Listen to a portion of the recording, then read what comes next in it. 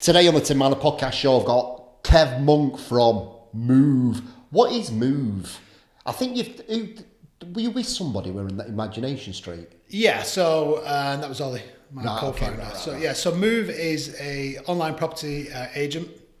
We're not quite a platform. When you think platform, you think Rightmove, Zoopla on the market, and we're not quite an agent.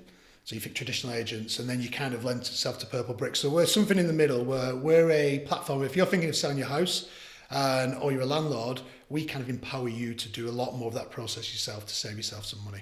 How much money can you save by doing that? It depends what you want to do. So the model at the moment is with traditional agents is they'll come and charge you a commission. And that ultimately is dependent on your house value, where we kind of build bottom up. So we have the free offering. If you just want to appear on Moove, it's free. And you put your own pictures up, you do your own viewings, etc. If you want to get set to market that, you want to be on Rightmove, it costs you £350. So we pretty much see a kind of minimum accessible spend if you want to generate some interest being 500, and if you wanted to tick every box we can do for you, that's 1500. But on the average property price, which is around 300, 280 in Bolton, you're saving 1500 at least, up to probably £2,000. Wow. So it's quite a big savings. Where did you come up with this idea? Over a long period of time, really. So my background was at AO.com, where I spent a lot of time convincing people to buy washing machines online. Were you one of the first employees? Is that right? You right from it depends how you look at it. So there was a running joke internally about the length of service that a few of us had, and I kind of got into single digits of how long I'd been there. But when I joined, there was about 30 something people working there. I'd been going a few years. It had just won a big contract with Sainsbury's kitchen appliances to start doing their white goods for them. So they had a bit of a influx of people, and yeah, I came in that. There's a bit of luck attached to that, but yeah, I just came in and kind of stuck it out for the next 15 years. Sales? No, accounts. Right. So if I just indulge slightly, the weave, as I call it, get lost in the weave. When I was 14, went and lived with my dad. He ran nightclubs, so I spent a lot of time gas collecting. Then you kind of graduate to working behind the bar, and then you reach a decision point. I always say it's a fork in the road where you want more money and you want ultimately female attention, and you decide it's the two Ds. So you want to be a doorman or you want to be a DJ, and I'm not a fighter. I don't want to get punched in the face. So I went down the DJ route. So I kind of did that for a number of years in Where Wigan. was this? When was it? King Street in Wigan. King Street in Wigan. Yeah. My dad was the nightclub manager of three of them together. There was JR, Scott's and Turnkey. So grew up in that environment, the kind of nighttime economy as it's now called. But what that did, ultimately, kind of streetwises you. You kind of see drunks, you get drunk, you're around some of the nasty elements of society. So you kind of wise up to a lot of things. And I then went to university and I'd met my best friend at college at the time, and he was a police officer, so I wanted to be a police officer. I wanted to be a detective. We were going to go around in the car. We were going to solve all these crimes. Just asking ups, yeah, exactly. Yeah. That's the coolest thing I could think of, and little did I know. But I'd been spending most of my nights in the dark booth playing Lady Gaga Poker Face. So I kind of going through that evolution, and I didn't get in the police, which was the first thing really in my life I'd failed. I was gutted. Why didn't you get in? Okay. It's easy to blame the environment at the time, but ultimately, I passed the intelligence test, and on the role play, I just got told to come back in 6 months. So they were pushing for a lot of kind of females into the force and kind of other groups that they wanted to attract. And I wouldn't say this is the reason, but there was, if I look around the room, there was probably 2 females in the group in my intake of 30 people. There was a couple of guys from a different ethnic minority, and 25 white guys, so white young lads. So I was just told, look, you're all right, come back in 6 months. And my friend at the time, my best friend is still a very close friend. He'd had the same thing happen to him 3 years earlier. So he was kind of like, you'll be all right, don't worry about it. But I was gutted. I was like, oh, gutted. I'd mapped out my whole life. And so I rang my mum and said, not got in. And she was like, oh, don't worry. You've always been good at maths. Why don't you go be an accountant? I was thinking, oh, all right. So I went into Bolton, here's accountancy and finance, said, I need a temp job. I need a job. And they said, we've got some temp jobs. And they gave me 2 options. One was a company called Everton Windows, and one was a company called DRL Limited.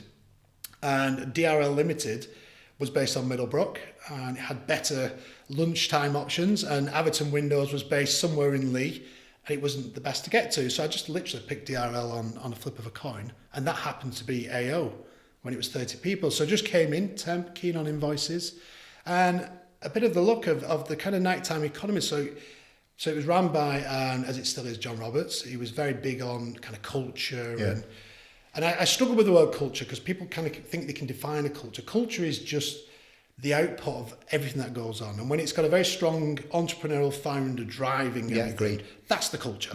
It's not kind of sweets or free lunches. It's literally we're here to get shit done, and we're going to work really hard and play really hard. So every month there'd be a night out, and lucky for me because I'd spent the last, at this point, must have been almost 10 years, stayed up till 2-3 o'clock in the morning, usually emptying bottle bins or filling fridges or playing songs. I literally could stay out on the nights out. And what was basically happening, this temp, and I like to think I've got a little bit of charisma and presence and a bit of a laugh in the office. Suddenly you kind of graduate as the night goes on up the rankings. At first there was maybe 30, 40 people out, then there'd be 10, 25, and just literally drinking stamina kind of got you into those conversations towards the end of the night or in the kebab shop, and suddenly your face gets known a little bit, and then suddenly the next week at work, no, that's Kev. Yeah, you get the old conspiracy. Hey, don't repeat what you heard. I was like, I won't. Who to? I'm just a temp in account. So that kind of started to grow. And what a mad way to make a name for yourself. Just being out there while people are having sneaky cigarettes and going, don't tell anybody I smoke. No, I won't. Which is pretty much networking. Yeah, exactly. I'm not. I would say networking. I'm not very good at networking with intention. Yeah. But put me in a networking intention. Go and speak to these people you don't know. That's something that gives me an element of kind of anxiety. But just being in a room full of people and it organically kind of going up, especially when you work with them. You kind of. Do you think it's weird though that you kind of got them two sides here, where you got this clown sort of charismatic side, and then you could do accounting? Well, so that was there's a lot of paradoxes in my life. I like to read constantly. I like to continually learn and develop, but I hate academia. I hate the classroom. I hate stuff. So there's kind of a lot of that goes on. I love strategy and process and planning, but I hate doing the plans, following rules, being told what to do. There's a lot of that in terms of within me, but luckily enough, kind of started the accountancy journey, and then a guy called Steve Collins joined as FD. He'd been appointed by the board. They wanted to make DRL kind of continue to grow. John was driving it like a steam train, and somebody needed to kind of worry about the carriages, and he decided to professionalise the finance department and said, we need some people to go onto the SEMA accountancy program. I, to be honest, was hell bent on getting more salary and pay and income as a kind of 22, 23-year-old lad.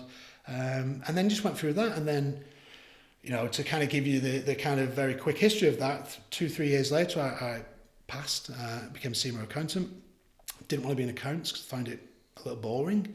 I wanted to kind of be more on the vanguard rather than, making the score rather than working out what the score. And because AO was growing so fast, they always needed more and more people. But due to we used to call it a treadmill. And there was two words. We had the treadmill and the immune system. The treadmill was going so fast. If you was to be dropped on the treadmill, it could throw you off the back.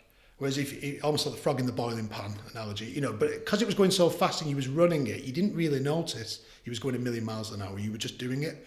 So people getting dropped in at senior positions, it struggled. It was a very struggle for the business. So they always preferred to recruit from within. So you were constantly in a job interview, which was tiring but good, and you had this driven, ambitious, siege mentality culture of we're going to change the world, nobody likes us, but we're the good guys. So literally opportunities just would come to you, and on top of that, nights out and the wink and the all right, Kev. When John could walk through the office and all right, Kev, that kind of puts you in an element of inner circle. John's saying a lot. And then I got a time doing I moved out of the kind of management accounts. I was doing cash flow for the business, and it was a struggle. I'm sure now you look at the business and you think how great it is, but at the time it was almost going bust every other week. So I used to have to go in with the checks to get signed, and you knock on the door and you get told to fuck off. You're like, So that's character building, and then you go and you go, who's asking, who's screaming the most, and you'd be signing 100 checks, and then you'd have to ring them and tell them it was on its way, and it never was, and they knew, and you had this great little rapport with a lady called Pat, I used to remember, and she said, I really need it. I said, yeah, it's on its way, Pat, and she go, I know it's not, but can you try and sort it out? I was like, right, leave it with me. So as that kind of grew up, and you're very close to the centre of the business, so they need a commercial team. You get an opportunity to go into the commercial team, and then when commercial's been running a while, and my job was to look at the operational elements of the business and score them like we scored Google, then you moved into running the operation because you've studied it for years. So very fortunate to have kind of had a fantastic career moving up and kind of settled to the end of it of being the setup guy for them. So we had a warranty division, needed somebody to move out from Bolton to Manchester to set up the office. Like, Kev, off you go. Right, all right, yeah, yes, guys, I'm your guy. Did that. So in terms of, did that for a couple of years, came back. Then Germany opened. We need someone to go over to Germany for 3 years. I've got this, boss. Off I go for 3 years, come back, B2B division. So it's a bit of in between. So yes, I was there a hell of a long time, and I got into the top 10 of length of service, and out of 3,000, I think at one point it was. So, but kind of there was 30 people when I joined, and it was 4 years old. So it had done those heavy day zero kind of lifting of getting people on board for finance, getting the first contracts, getting the operation set up. So yeah. How did it come to an end? I suppose it's one of those. I wouldn't say it's a regret. It's one of those little takes the shine off for me. So I did 3 years in Germany, and was MD of Europe there. We opened up the Netherlands. It was a very difficult job. We were burning so much cash because ultimately when we opened up Germany, all the logic was sound of it's a higher product price, the more loyal, better infrastructure, Google's cheaper. All those things stacked up true when you are the incumbent, when you're the media market of the couriers of Germany. You get all those things. So we went over, and what had made AO great in the UK was the logistics arm as well. So we controlled the first click and the last mile. So you basically bought off us and we delivered it to you. So we had full control of that experience. Yeah. Exactly, and everything was geared to make it a good experience, and it was customer centric. So if a letter landed on John's desk from a customer, we'd know about it, and that keeps the business honest a little bit. He gives a shit about the customer. We better give a shit about the customer. So all that flowed through the business. But when you open up a retail business at the same time as a logistics business, the logistics business needs volume for scale and density and keep the trucks full. The retail business needs availability and proposition to be able to, kind of sell it. But when you've not got enough orders, you've got empty vans, and then we'd have a bank holiday or sale or something. We'd fill up the vans, but then we'd have not enough vans. So it was this constant tension, which was just a nightmare for 3 years. But did that. We got it to a marginal break-even point. So for the first 3 years, the more we sold, the more we lost, which is bizarre in think of break-even maths. Yeah. But it was just because literally the investment curve, and then we got to that point. I just got married, so I wanted to come back. But I kind of consider it I have some sympathy for what people do when they go on maternity and paternity leave. I'd left a chair in the UK when I went over to do Germany. When I came back 3.5-4 years later, the chair was filled. So suddenly I came back into a business that, well, obviously it had to exist without me being there because I was in Germany. So there wasn't much for me to do. So I did a B2B role, and then there was a shake-up. John had not been necessarily involved as much in the business. He wasn't the CEO. He came back in. And I was probably looking for an exit at that point. I'd been there 15 years. I'd been through the float. That was a tough time in itself. A lot of money was made and a lot of promises were made, which were very hard to keep on the other side. So that had been a whole awful 4 or 5 years of trading, and it was just the right. You just get to the right time. So I remember John knew I had ways of making it known in the business that I wasn't happy, and he came back in, and I always remember he kind of flew into the office. What are you doing? Which is always a loaded question, because if he wants you to do something, or he wants you for something which is in itself. But if you say you're doing something, well, that's going to get kibosh. If you say you're doing nothing, why are you doing nothing? So, and we just had a good conversation. He said, look, all right, I'll do good by you. We'll get you a deal. We had a hug at random, and then he shot out. 10 minutes later, he said, you keep your notice, you can keep incentives that are in place, and but I need you gone by end of March. This was beginning of Feb, but you can't go yet. So I was like, right, okay.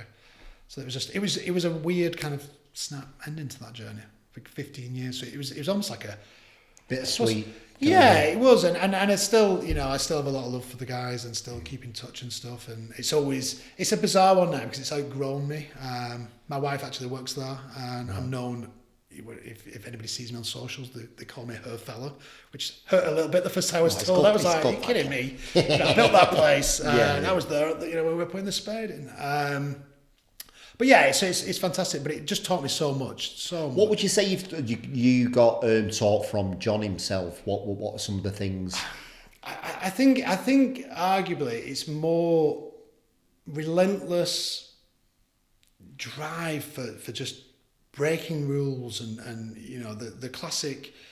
I remember when a couple of big things stand out on that, which is when we used to fail a customer's delivery or they want to send something back. As I told you, we didn't really have much money. We weren't making a lot of profit, so it was a massive cost of the business, and it's hard to bring a washing machine back. So we used to fight it a little bit and say, we don't want it, and you've bought it, you keep it, and then ultimately we'd end up in a court letter. I mean, these weren't happening all the time, but they would come in the court letter, and then we'd roll over and just do it anyway. So I remember one coming in, and again, he basically came in, and John had to sign it. They kept incredibly tight controls on cash and signatories, him and Steve pretty much, and he came out flying with this, and I just happened to be in the path. He was like, I'm sick of these. If I get another one of these, there's going to be trouble. I was like, all right. But these were the processes in place. Outside of that, it was very sensible why we were doing it. It cost us a lot of money. It would mean we'd made no money on the next 3 washing machines. And he just said, everything comes back in 14 days if they want to. And we're like, shit. Like, that's going to bankrupt us. So there's suddenly it's like, I don't care. And off he marches. So war rooms are convened and we're working out. And then that kind of led you to kind of almost this customer-centric approach of, I don't care, just do it. And, well, actually, it's not a pair of shoes. It's not a dress. Why are people sending these back? And then you look into it and you kind of go, well, why did they bring it back? Well, it's silver. Yeah. Well, they wanted moon grey or stainless steel or graphite. And you think, Jesus, how many silvers are there? And there's 10. You think, So out of that concept, customer videos and things started to come out of it. So out of that seed of, this is annoying me, this is a customer problem that we're generating, one of the phrases, if I had to sum it up, it was, stop putting out the fires and go catch the arsonist. And that's probably the biggest thing that I took from my time of, stop being busy fools and work out what's generating the work. Stop shoveling the manure, or treating yourself to a better spade, and find out where it's coming from. Turn the tap off. So it's just those things over many years of stop shooting yourself in the foot. And obviously you started getting loads of really nice marketing videos. Exactly, and then we get lots of Facebook likes, and actually, great. And then we have to returns. We have to returns at the same time because we just started looking at it, and there was a yin and yang present with John on one hand and Steve on the other. Steve was a FD accountant, and he had loads of accountants like me who were no longer practicing accountants in operational or commercial roles in the business. So numbers was the kind of second language. English was the first and numbers was the second, and we had KPIs for everything. So on that ground of, I don't care, it comes back, and the shock horror and logistics and ops and customers, I'm thinking, oh my God, this is going to bankrupt us. To, well, why are they sending it back? It's obvious, and American fridge freezers, it was around that time everybody was getting the first one. Well, it doesn't fit in everybody's house. Smegs. So, no, the Smegs were them kind of like weird curved things, but the big side-by-side Samsungs. Right, okay. The Americans, 2 doors. Well, you put that in a 2-bed terrace. Yeah, ain't happening, is it? So people would order it, we get it, we unbox it in the van, doesn't fit in. So just that, we call it the vulnerable product list, just phoning up ahead and saying, have you measured your door? Yeah. Now, the cost of a call is it the right silver that you want? Is this the right? Yeah, exactly. And you saw patterns. You look at any form of data for long enough, you see trends and you see patterns, and you say, well, actually, a classic, the integrated washing machines, where they have a door on them. People would send them back because it didn't have a door that matched their kitchen. Well, why would it? How do we know what your kitchen is? So, send that into marketing, put that on the website, make it clear. And we had a few less of those ordered, but we had a lot less sent back. So it's that kind of approach, I would say, it was massive enjoyable. It was customer centricity and stop putting out the fires, catch the arsonist, which is something I always say. Yeah, it's good that, isn't it? Yeah. What was he like as a person? Like, I heard a lot of stories and stuff, like, and did he ever change? Because I heard he was quite sort of emotional, art on the sleeve, and like could blow up quite easily. And... No, I think he was consistent in his way he was. It's good, and obviously, I still keep in touch with him, and he's the same guy in a lot of ways. I think when the business went really big and it floated, I think a hell of a lot of his life changed. And I always say to anybody who kind of asks this question, you've got to be careful a little bit of, everybody says they want it, but I was there at the beginning seeing the sacrifices, and you go, oh, I love all the cars and this, that, the other. You go, yeah, but I know he still runs 1,000,000 miles an hour working it. So that kind of relentlessness has been pretty constant. And I think it's part of his DNA of, it was never a temper. You were never physically or emotionally or mentally threatened. It was more just a, he wasn't going around actually kicking things over or anything. It was never like that. It was more just like a challenge to you. Do you think this is acceptable? Like, no. Right, okay, then why are we putting up with it? And quite often the reality would be, because we're doing the other 5 things you want us to do, John, give us a minute, we're sweating blood. But his intention though was to look after people. Yeah, definitely, I think so. And I think ultimately it's a customer focus, and I'm appreciating it now with Moove, is which I didn't at the time, but it's more, for whatever reason, I know it was called AO and not, his name, but it's your name above the door. And it's your reputation. So every time a customer would have a bad experience, he took it as a personal insult. Like we'd let him down. And now I feel it, if somebody's on the website and a button doesn't work or somebody's not ringing them back, you're like, oh. Because you suddenly start to feel like, oh God, that's me. That's my reputation. I could be on LinkedIn and somebody could just bang a message and say, yeah, you might be saying this, that, this and that, the other, but that's not how you live. Yeah. I do, and I want to. So why are we letting these people down? So it was that's what I said to you before about the values not matching behaviours aren't matching the values. And you can say whatever you want, but if your actions aren't leading up to that, the mask will always slip. Always slip. Slip. And I think things change around people and people evolve, but ultimately those core traits of what you have, they're always there. If you are a inherently selfish, cruel person, money and alcohol, they always say, just amplifies that fact, not necessarily changes it. So if you're a dick, you're a dick. Yeah. So you came to the end, right? Obviously, you got this nice little package you got to leave. Like, where's Kev's egg got to? What are you going to do? I was married. We were trying for what was my 3rd kid. So salary was important. We'd been paid well, to be fair. We were all very young. When the business floated, we were 31, but we were all on really big jobs. We had massive responsibilities, but we got paid really well. So when that kind of, although I'd been pushing it for when it ended, your next thought goes, well, so I had a very generous notice period, but when that ends, what am I going to do? So as luck would have it, and I've always been a product of luck, and not necessarily, I think everybody gets equally good luck and bad luck, or it's in the margins, but it's what you do with it. So it's I call it the return on luck, and how you kind of leverage luck. So I somehow found myself in a process for Manchester Airport Group, MAG as known, and a few people I knew had been there. Some people had come to AO recently, and they was like, yeah, it's great, it's growing every year, passengers, you get paid good money, you get paid bonuses every year. It's like, I'm thinking, right, okay, this will see me, great. So kind of made the wrong decision for the right reasons. Maybe that's the way of looking at it. So kind of like went through the process. It was grueling. It was like 3 months with a 6-hour psychometric, all sorts. Really? Yeah, ridiculous. But passed. So luckily, I don't know what that says. Maybe they were looking for a psychopath, and I've never been told. But got through that kind of process. And really, it was the first mistake I'd made in a long time. I just got in the wrong role, the wrong job, and just hated it. And that's not necessarily it's not the people. Some of the smartest, hardest working people I've ever met still work there, and they worked there at the time. So it's not that. It was more. The best way to describe it is at AO, the customer was king. Everything was customer. Yeah. And AO was, on the success of AO was the byproduct. At the airport was king.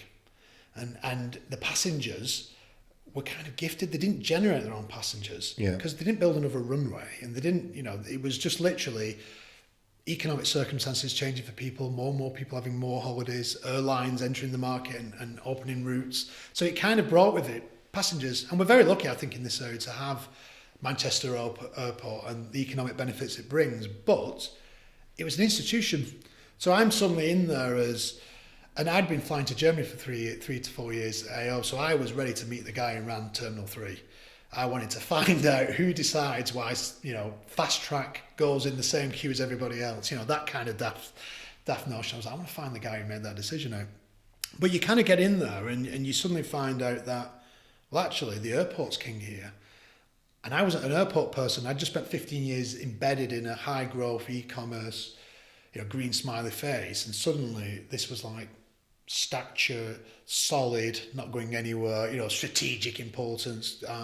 It was our way or the highway. Yeah, and almost just the airport, just PLC corporate world. Yeah. And AO had been a PLC, but it wasn't a PLC corporate in the same way. It was that by definition of being on the stock market, where that was not actually on the stock market, but it was more quarterly reports, business reviews, this, that, over. No culture at all.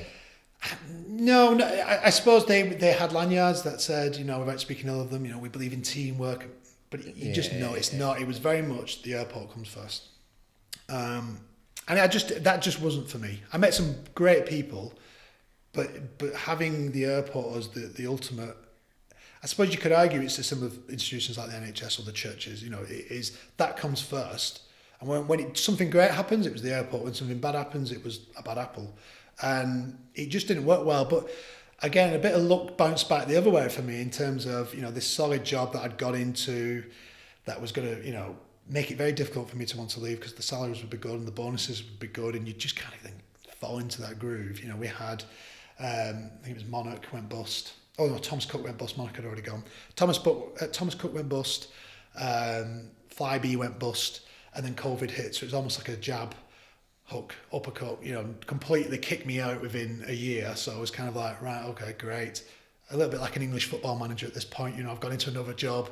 I've got a notice period. I've been paid off. I felt like, the proverbial lower league English football manager. Let me ask you this question, Kev. If that hadn't happened, would you still be here there right now? I probably would. And that's the scary thing. That's scary. That's the scary thing, yeah. Because even though the character that you are, can you truly say that? I don't know if they'd have me though. That's the difference. Yeah. I think, again, I'm very paradoxical in terms of I'm incredibly risk averse in a lot of ways. Like, I've had a spreadsheet which calculates and records the money in and the money out since 2004. Wow. Since my first started getting paid at AO. And it's great to look back at the journey I've been on, but it just seems both hands of the money that comes in and the money that gets spent go up equally. But it's everyone should do that, to be fair, though, shouldn't they? Yeah, and it's easy to look back now and thank myself that I did it because I can, amaze my friends. Not really. Look at my spreadsheet. Yeah, my wife hates the monthly. It was Monday night. I was just putting the last in. I was looking what's gone where and ultimately how much I'm gonna have to put in, into Moove and whatnot. And I enjoy that stuff. So, but when you're starting to what gets measured gets managed. When I measure that, any threat to the security, one of my big values is family and this sense of trying to do something with my time. So then the next generation, my 3 children, they can build on better is the thing. And that comes a lot from my parents, but I was the first person in my family to go to university and stuff, and probably didn't respect it at the time because I'm not necessarily as bothered if my kids go to university or not, but I want them to go and beat me in every metric that I would measure, and have happier lives and be more comfortable and more immune to, the next inflationary shock or whatever. So that's a big thing that gets me out of bed. But for me to have gone at that point,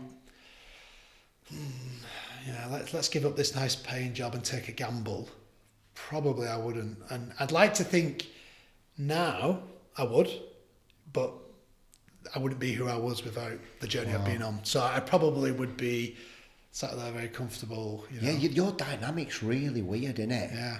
Like, you got this kind of adventurous charm character, like and then you've got all this. I'm putting spreadsheets there because I enjoyed like doing it. There's nothing better than Excel. You know, I love But that love would you Excel. say that side of you is more prominent than the adventure risk taker side? Again, I think it comes back to, you know, circumstances. I like to be adaptable, but you always get dragged back to kind of who you are. So I've always, I get through my school and everything, I've always been the class clown. You know, I like humour, I like fun and sport and having a giggle. You know what I mean? And I can have a giggle at my expense. I kind of encourage it. Some of the best people I work in relationships with will rip into me, and I kind of enjoy that, the camaraderie. So I do like that. However, I have this underlying, you know, setting up a business and like Moove, it does feel a gamble. It does feel like you're not necessarily. I'm not necessarily bothered about my pension pot. I'm bothered about the kids. You know, when the kids want to go to university or the kids want to help with their life, will I be in a position to do it, or will Dad have took this gamble and it's not paid off and it's, you know, emptied the buffer? So. But what do you think is going to be more important to them, Kev? The fact that your dad's taken a risk and he's gone for it and I want to be like my dad, or the fact that your dad's got loads of pension money that he can give me? I probably think in truth, I would like them to be the first one. I think they won't care, will they? If there's a nice holiday home and there's things like that, they'll be... I don't think so, mate. I think they're more proud of their dad for taking that risk. And if my dad can do it, so can I. Well, that's what you hope, isn't it? That's the hope. Yeah. So the proof will be in the pudding, but I definitely hope that, yeah. And that's, you know, it's... We harping back a little bit to AO. AO is one of its big things. It says is make your grand proud. Oh, God. I kind of go the other way. It is good. It is good. But I'm the other way. I want to make my kids proud. Does that make sense? And it sounds almost. I think my mum and dad love me and they're proud of me, whatever I do. Yeah. You know, and my nan and granddad's are no longer here, sadly. But you know, they were almost too proud. You know, my cousins hate me because literally, you know, it was what Kev's done. Kev's got this job, and you know, what Kev's driving. You know, so that kind of stuff didn't really help. I think my nan was proud enough. She needed to relax a little bit, but it's the kids. You know, it's that every parent wants the kids to look at you and go, "Oh, you're ace, dad," or "You're cool," or whatever it is, and you can't be told. Can't tell people you're cool, otherwise you're not cool. It's hard for me because obviously I've not got any kids, but like thinking about making my gran proud and my granddad proud, I'm like, whoa, yeah, wait a minute, yeah, it's a different emotion now. Yeah, but I think they're already proud. Yeah. They're already proud, and I love love the downwards is sentiment unconditional. of it's beautiful. Yeah, Isn't it? love downwards is always unconditional, or it should always be. If it's not something fundamentally wrong, but it's you kids are interesting because they're just like this. Yeah, they're just this project. They're like starting a business in themselves. You know, they've got their own kind of financial needs, but they've also got emotional needs and commercial needs. And you kind of want to give them enough rope to kind of get themselves in trouble. The emotional needs are the hard one, and and navigating that landscape, especially, you know, did you see the adolescence? I've not watched it. No, I kind of. Oof, you need to watch that. It scares me a little bit. Yeah, it does. It'll keep on my mind. It scared me, and I've not got kids. I can't watch the news because that'll send me in this.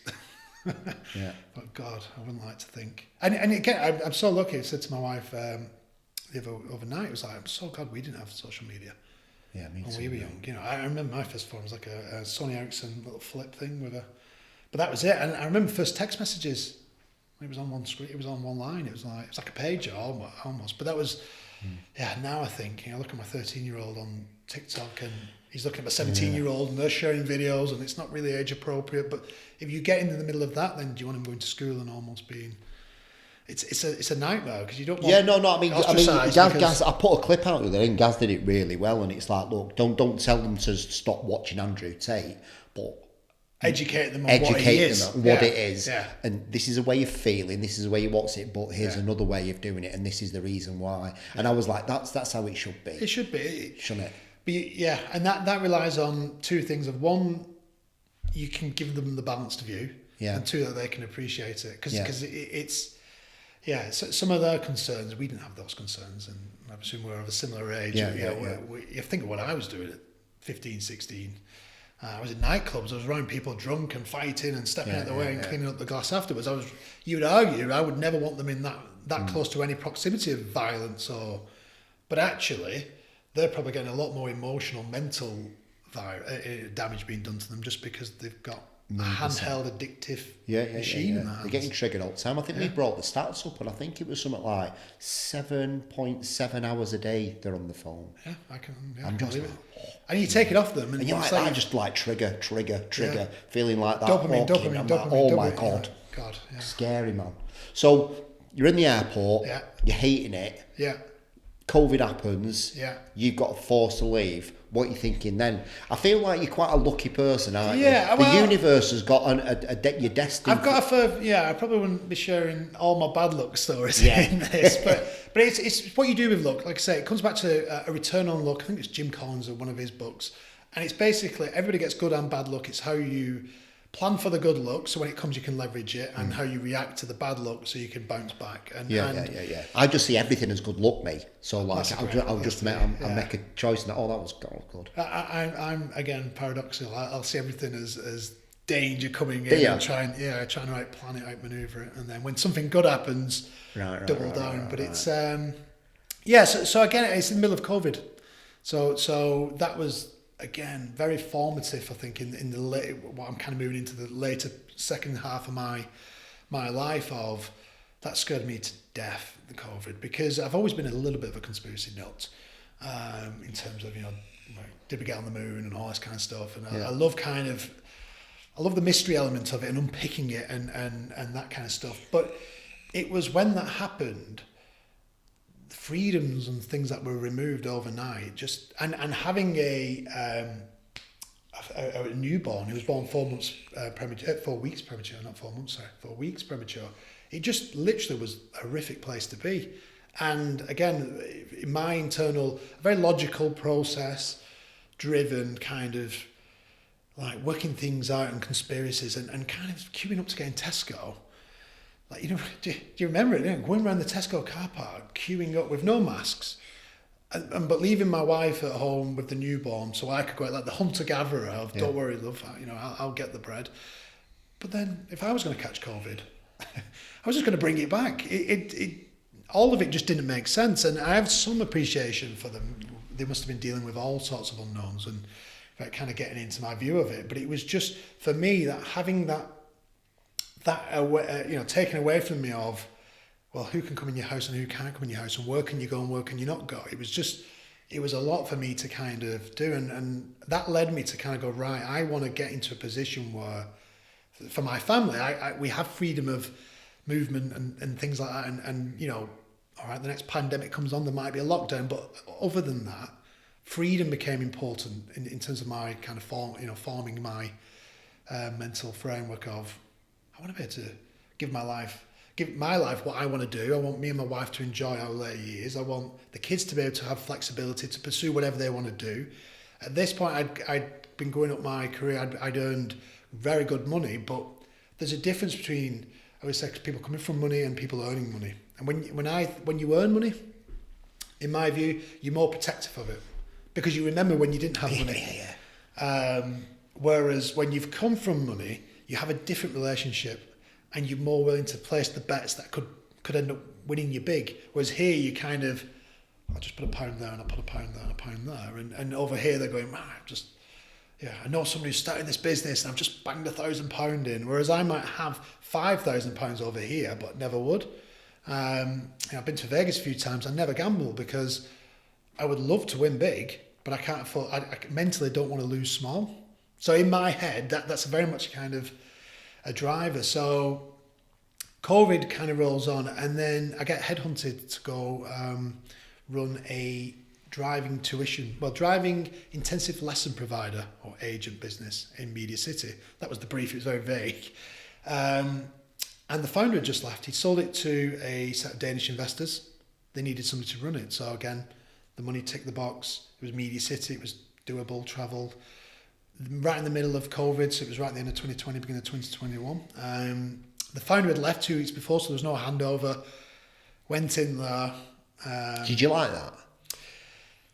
Yes and no. Again, I'm very kind of contradictory in that because ideally I would have liked to have been handed over properly and met everybody and understood it. But having him out the way was such a great advantage because you couldn't insult him. It was his baby. He'd founded it, and again, I appreciate that now more than more than I ever did. But it's more having him, when you pull a founder out of a business, it's like pulling an oak tree.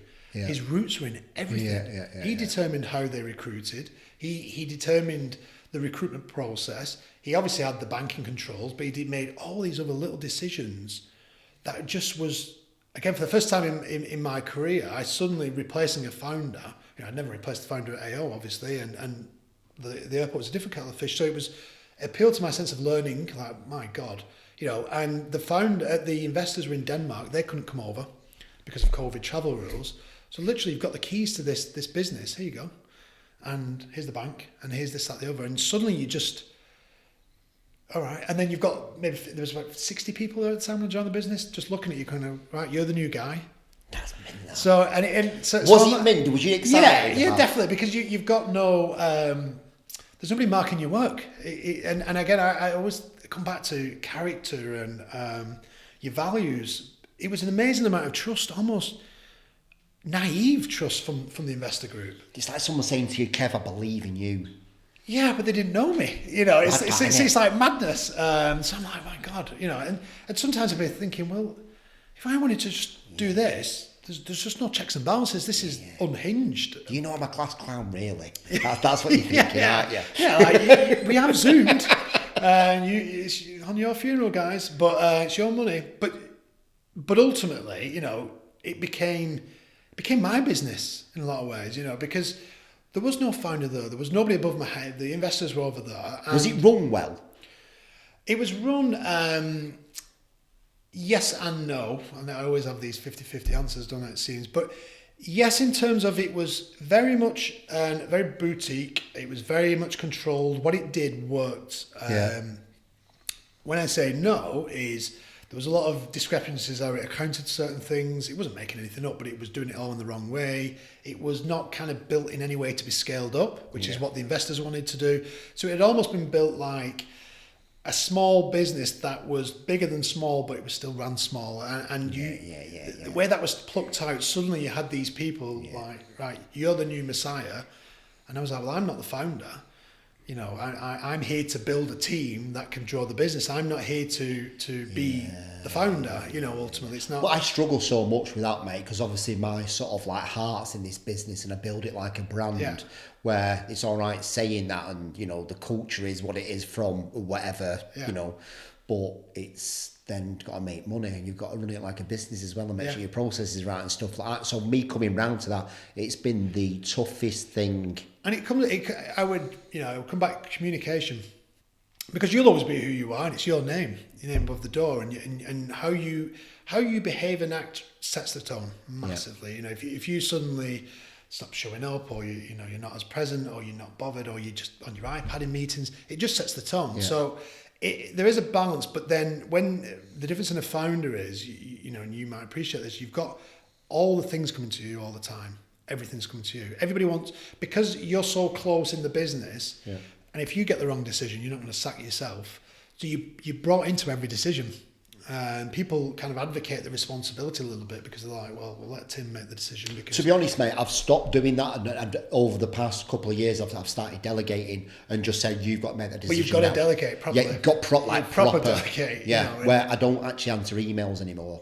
Right, okay. Right, and I'm actually at that point where I don't answer emails. I don't know if I'll ever get to that point, but it's got to. It's just like my business ain't going to grow otherwise. But you've got to trust your team. You've got to, and that, I always, everybody who ever works for me, part of the initial kind of onboarding conversation we always have is, I always believe in a number of things that I would say. And one is trust, respect and communication and fun. So, the conversation always goes, and it did at Pass Me Fast, something like this is like, look, I'm going to trust you, and you're going to trust me. And I kind of package that in is, if there's anything that I can't tell you, I won't, because I can't. If there's anything I shouldn't tell you, once we've built this trust, I probably will. But I'm trusting you. Is that in Moove, you're saying that? No, this is Pass Me Fast. But yeah, this is what I brought into Moove, because I think it's too lonely if you don't.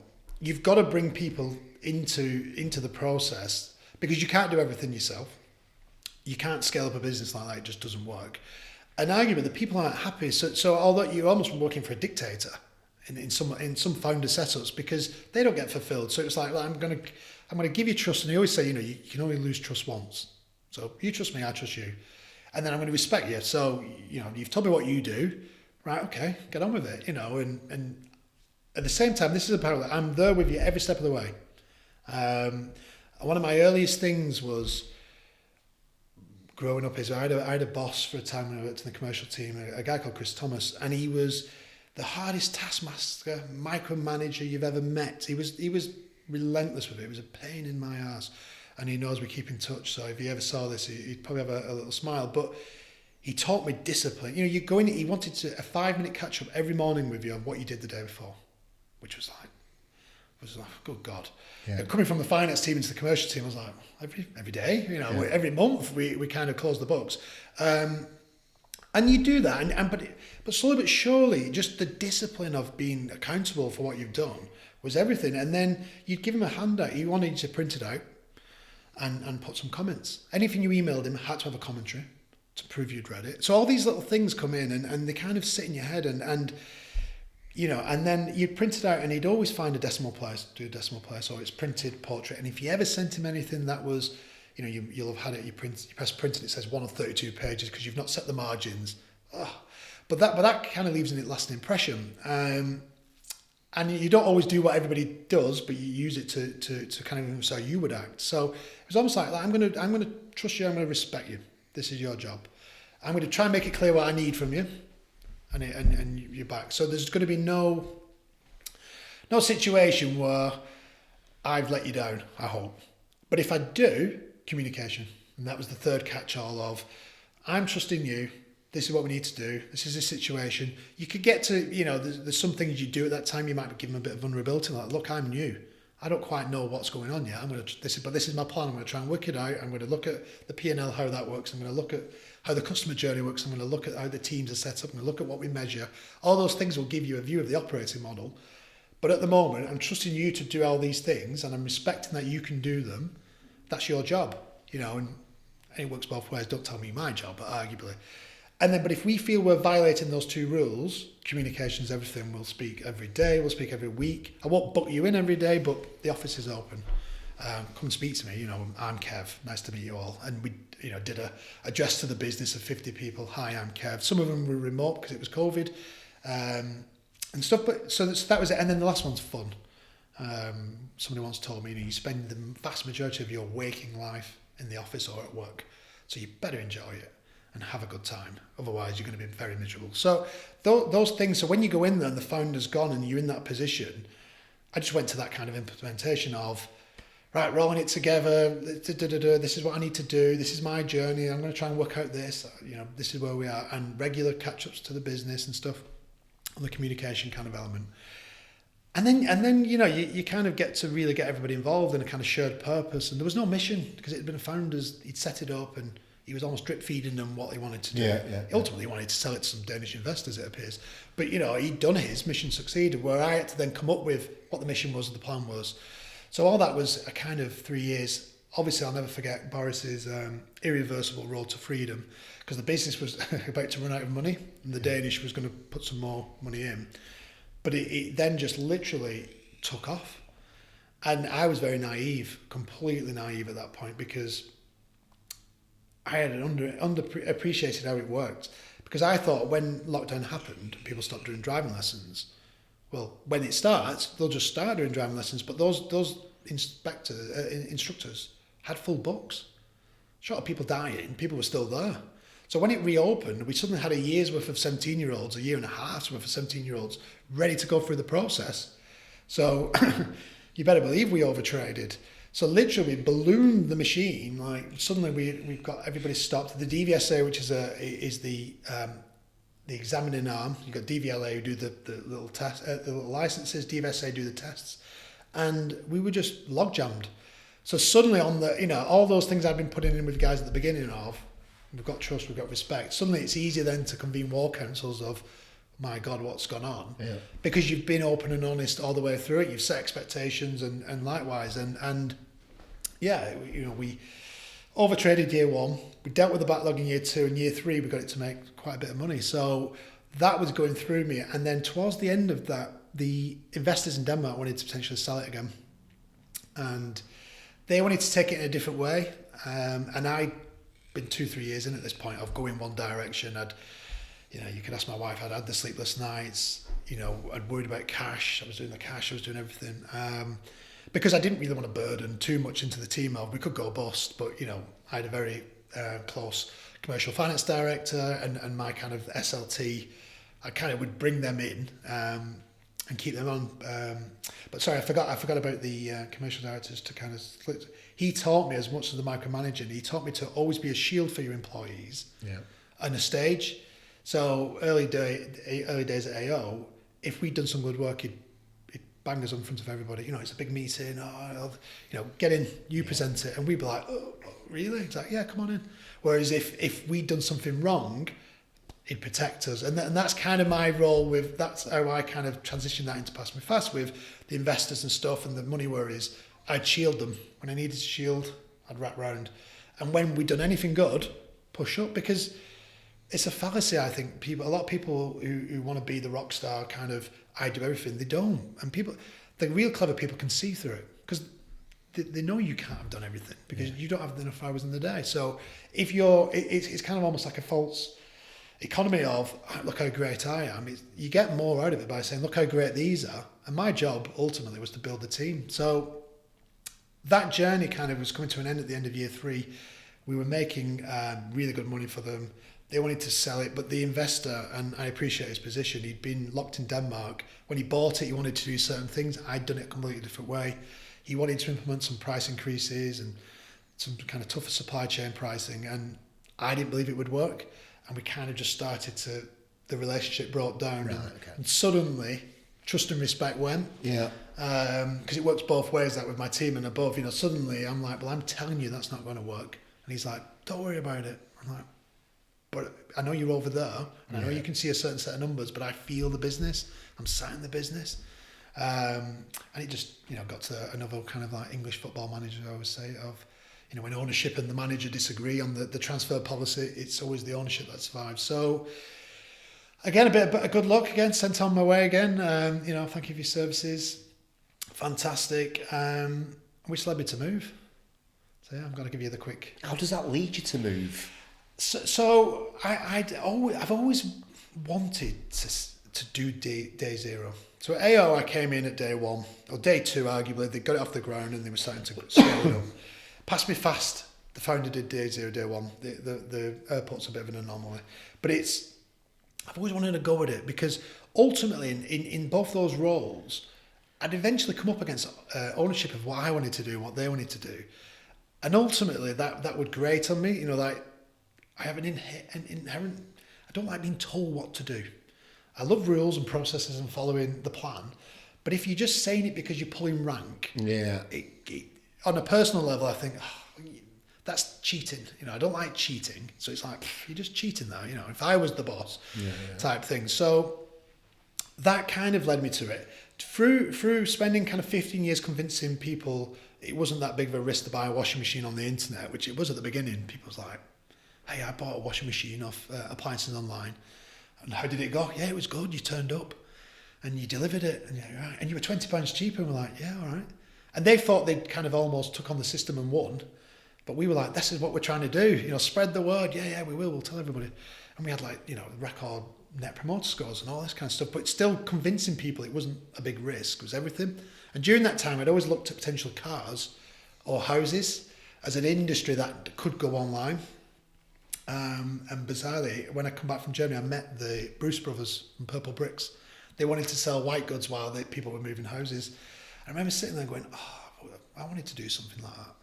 And it was just one of those kind of, a little bit of a deflating moment when I came home. And and they were nice guys. And, and it turns out nothing happened of it. But I was like, they're doing what I wanted to do. And it kind of awoken something in me and then I kind of buried it down a bit and did these other jobs. And then, again, it was a moment in time.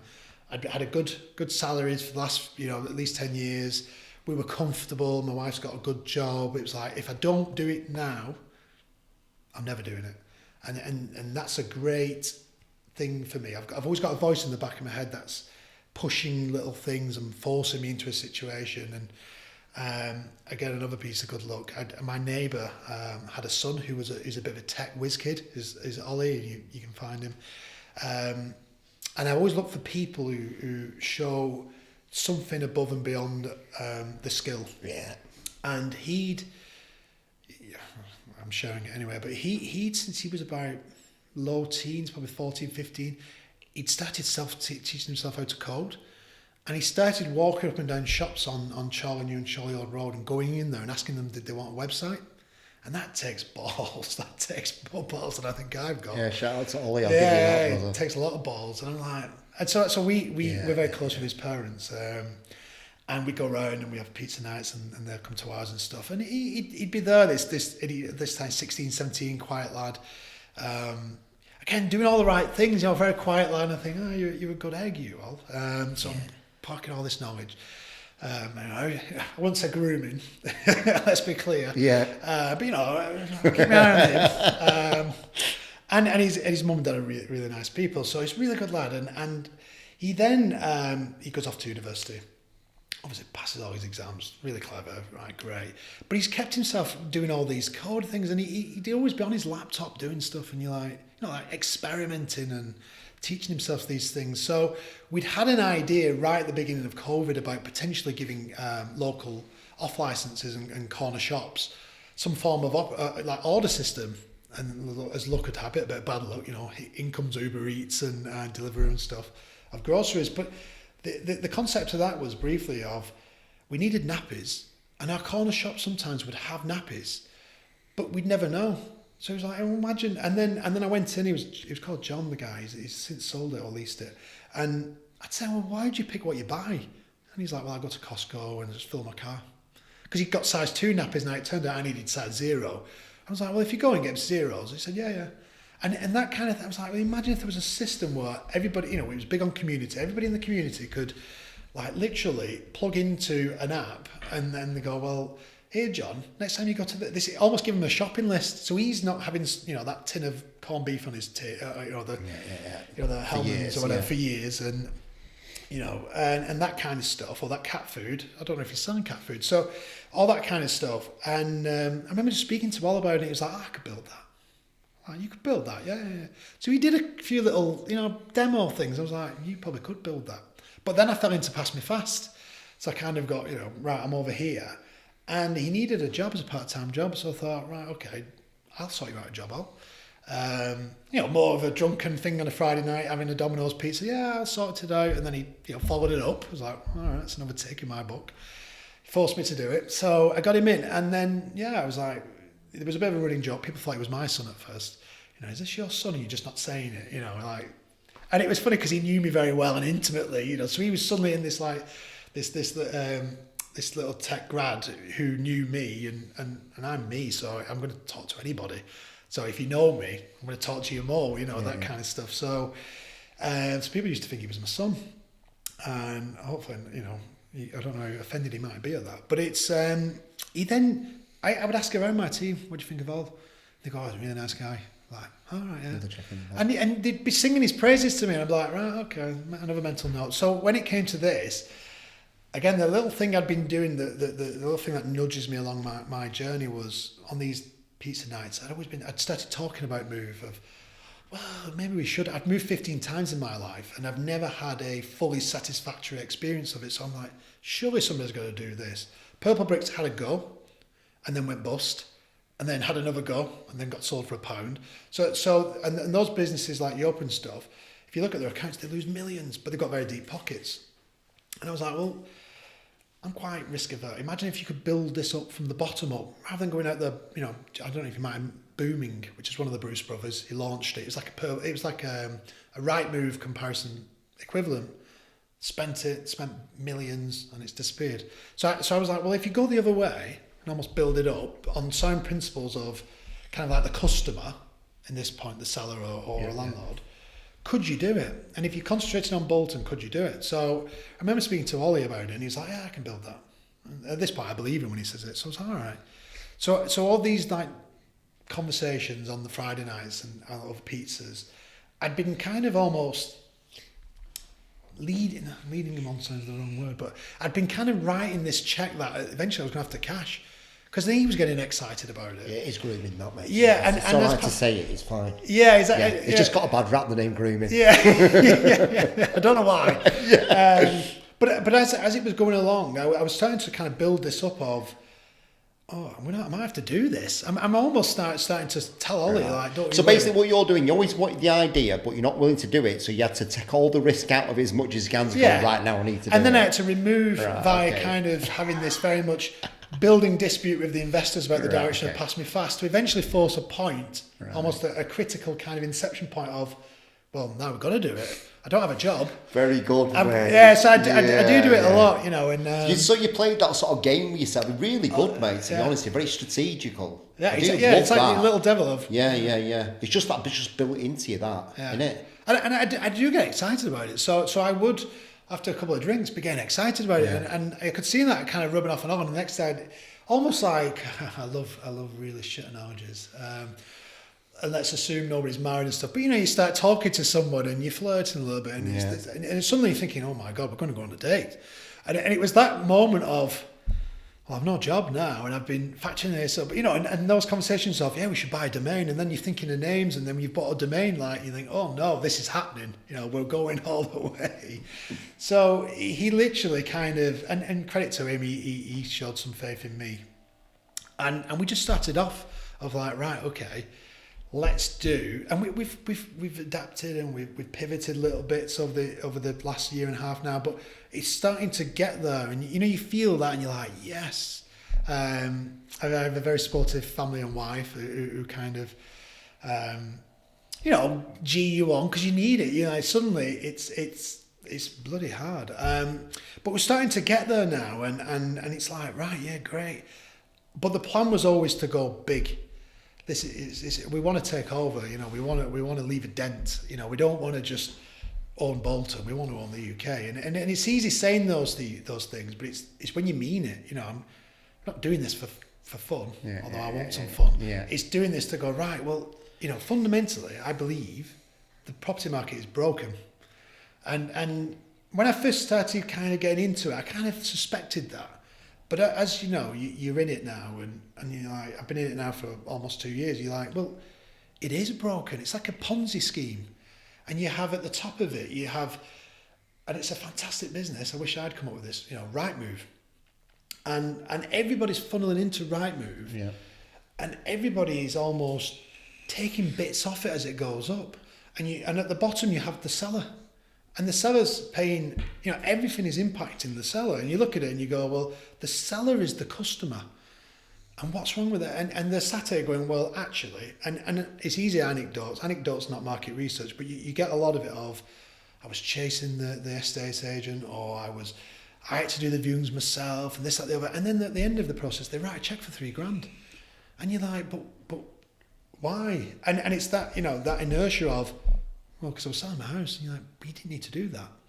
And going through it from a retail point of view with AO and seeing banking, and you know, my first holiday was booked by a woman in Lumpolly who told me where I was going. You know, she told me I was going to Benidorm, where I was staying, when I was flying. And you think back to that now, and at the time when people started booking their own flights, people would be saying, "Oh, why if I send my luggage to, you know, to there and I fly to there?" And you're like, well, that can't really happen. But they were real concerns. And yet you didn't need to use a travel agent. You just lacked the tools to do it yourself. Yeah. And that's kind of the play with this of you don't need an estate agent. And I think there will be a place for good estate agents. If you've got a very, use an analogy on travel agents, if you're booking that honeymoon and you want the safari, you want it perfect, you want it everything, and you don't want to do everything, or you can't be arsed. You're cash rich and time poor. Yeah, great. But if you just want to book that weekend away at Prague, do it yourself. You know, because you just save so much time, money, and stress, and the systems will be there to help you. So that's the play. And if you think of that pyramid I was saying, you've got, you know, it's an 8.3 trillion market value of property. You've got then on top of that, they say that's on average 20 years, but it's speeding up when people move. So that's generating about 400 to 500 billion of property value swirling around every year, 1.2 million moves. You take that up, there's about 50,000 estate agents. and there's like 4,000 conveyances, and they're all like almost like you can imagine like barnacles on a ship, and they're all just taking bits off as it goes up, and then this the estate agent takes them. They've got to pay for a building, they've got to pay for the staff, they've got to pay for the fancy CRM system, they've then got to pay for the Rightmove membership, and ultimately then the government's getting you, whether it's VAT, whether it's inheritance tax, capital gains tax if you're making money off it, stamp duty, it's the big one at the moment, and if you don't make any money, corporation tax. So all these things are being sucked out on this value chain, and at the end of it, you've got a seller who kind of goes, well, it took me 6 months, and you think, why? So it takes on average now 4 to 7 months to sell a house, which is obscene. It's going backwards, it's going slower, and you pay more than anything, mainly because the property market's been increasing in value. But why should let's have a live analogy. Me and you've got a house next to each other in the same street. We bought them both for 200. You've done nothing for 5 years on your house. You've kept it clean and nice, nothing. So your house is now worth 250. Whereas my house, I put an extension on the side. I spent 50,000 on that. I've done a new kitchen, this, that, the other. Converted the loft. So now my house is worth, let's say, for argument's sake, 350. Just to kind of make the analogy easier to kind of see the difference. Well, when I sell my house, we go to the same estate agent. He comes round. Yep. Well, I'm going to pay 3,500 to sell my house, and you're going to pay 2,500 to sell your house. Well, how? It's the same street. It's the same. It's in fact, I would argue my house is more sellable because I've put the extension on it and I've put the kitchen in and it's all really modern. Where you've just kept yours maintained. So why would I pay more? And if you can, if you answer that fundamentally, like that. You shouldn't have to pay more. So we was like, right, okay, let's just charge people a fixed fee for stuff that we do. And if you if you want to be on Rightmove, we can put you on Rightmove. If you want to be for sale board, we can do that. If you want somebody to come around and take the pictures, we can do that. If you want somebody to do the viewings for you, we can organise that. But we would always encourage that you do their own viewings. It's your house, so we can start to kind of make that massively. I don't like the word cheaper. It has a negative feel, but more cost effective. Because why would you? Why are you paying thousands for something that generally the majority of people aren't really happy with because they've had to chase it? Even the viewing process. So we've now got direct communication between the seller and the buyer. So I'm selling my house on Moove. You want to see it? You see it on Rightmove. You come through. You click. You can create yourself an account within a minute and ask to see it. I get a notification. It's like a chat window in the account section. Yeah, do you want to come tonight? And you say, yeah, okay, 6 o'clock. Yeah, locked in. Now that pretty much happened last week. Within 2 hours, there's a bit of lag because you're not on your thing refreshing. Yeah. But that's the only lag is the fact that people have lives. Whereas in the traditional model, you would have seen the site, you would have phoned the agent. Yeah. Chances are he might not have been in there, he might be valuing a house. He's got to then get hold of, he rings you back, rings me, he rings that. And you think that it should be so much quicker. So the point of Moove is, if you think of retail, banking and travel, they've all gone through this digitalisation. And I think property is next. So there's an element of, I've moved around a lot of times, I think it could be improved. I think it's fundamentally broken, and I think it's going to go through a wave of digitalisation. So if you're going to get involved in anything, do it. And as I'm now approaching the end of the kind of second year in there, I'm more and more convinced. I'm like, this is not right. I've been speaking to a number of conveyancers. They've done in the last 5 days before the stamp duty push a month's worth of completions. And the question I've asked every one of them, and they can never answer this, is how? Why? How? Yeah. Now, I get the incentive of the stamp duty, but how have you managed to do it then? Why can't you do this all the time? And it's these little things, when you challenge it, and again, it's been bred into me, do it better, do it faster, do it easier. There's very rare an original idea. I'm not the font of originality, but taking what I've had over the years of build it around a customer, make it easier, make it work, and if I was to ever have any John Robert moments and such at Moove, it's because it's not worked. And I feel personally responsible. Like, okay, that button didn't work. And he'd be like, yeah. And he, opens up some screen that looks like the Matrix and goes, fixed. But it's that kind of, these things should just work, and it should be quick, and it should be easy, and you shouldn't be paying out what you pay out. There's no justification. Mint that, mate. Yeah, hopefully. That's the gambit, that people see this and flock to it. because we're against inertia. People just think, I have to use an estate agent. Yeah. And education's costly in time. Yeah. There's another way. Yeah. And everybody I would sit and have this conversation with, if I could meet every person in the UK who's thinking of selling a house and have that conversation, they go, yeah, it makes sense. But doing it from the bottom up and telling everybody is the challenge. And then you've always got that innate fear. It's the most expensive asset you have. What if I get this wrong? Well, we're here every step of the way. We build all these things around you. And ultimately, unlike most things, you've got conveyancing that sits at the end of this process that makes sure you can't have sold it accidentally or it's got to be legitimately legally done. So it's an amazing opportunity. That's the way I see it. An amazing opportunity to kind of really break down an industry and just build it properly and better. Yeah, make a proper dent in it. Yeah, it's good. That's what we're doing it for. So if somebody wants to find out about Moove or they want to sign up, how does it work? Kev? So you head over to www.moove.house. That's our website. You can follow us on socials and things like that. And you've got pretty much there is everything's on the website. So we're building out resources and how to do it and how to take pictures and things like that. We try and shop our website ourselves every week. And it's difficult because you can be too close to it. Yeah, that user and we experience. know it, and we have to stop ourselves from going, I've got this great. It looks brilliant. But you can find us on Google and places like that. But it is literally, or local magazines that we've just started advertising in. But it literally, head over to our website and have a look. We've got a house valuator that'll take you 30 seconds to fill in if you want to know what your house is worth. We've just launched a landlord project, or a landlord product, which now does fully lettings for just £30. So again, but born out of, we've got a couple of houses and we rent them out, and we went to a local agent and they wanted 10%, and the accountant in me thinks on my spreadsheet, that's a lot of money. What for?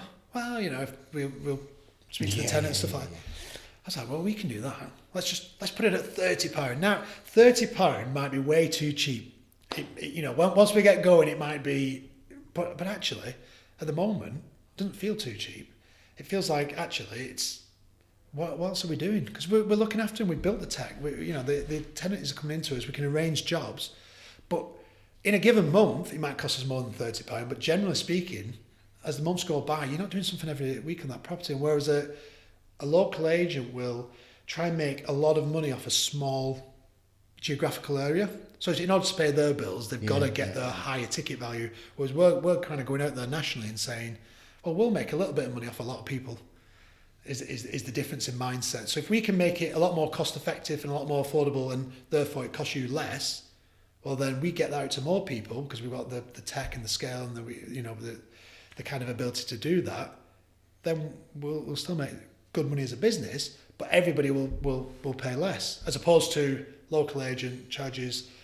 One guy I know is paying 12% as a letting agent, and he's tied in. He can't get out because they want him to pay £500 to leave, and he's like, we could manage his house for over a year and a half for that amount of money, but that's him just to leave. So there's this whole, the more you dig into the property market, the more you see it's just people don't respect the value of the money as much, because it's just massive ticket items moving, £300, £1,000 Yeah, people are just like, but that's the way you do it. Yeah, aren't they? And that's the inertia. That's the inertia. But that's fun, isn't it? That's, it's fun to break that and be a disruptor within that thing. Yeah. That it's just your job to do that on social media and start doing it now. Yeah. Moove.co.uk. What are you on Instagram? Moove.house. Moove.house. Moove.house. Yeah. Instagram. What are you on there? And so Moove.uk on Instagram. Moove Talk on TikTok. Yeah. So we've just done that TikTok, which I'm doing the videos, so you'll see me. Amazing, man. Selling my dignity. Yeah. For likes and clicks. But and we're trying to build this around the people, the holding that pyramid up, the sellers, the buyers, the letters, the renters, and just going, well, it doesn't need to be this way. But yeah. Thanks, Kev. Appreciate you. Thanks for listening, everybody. Goodbye. Tim Marner, what, you're branding with the best. Tim Marner, what, you're branding with the best. Tim Marner, what, you're branding with the best. Tim Marner, what, you're branding with the best.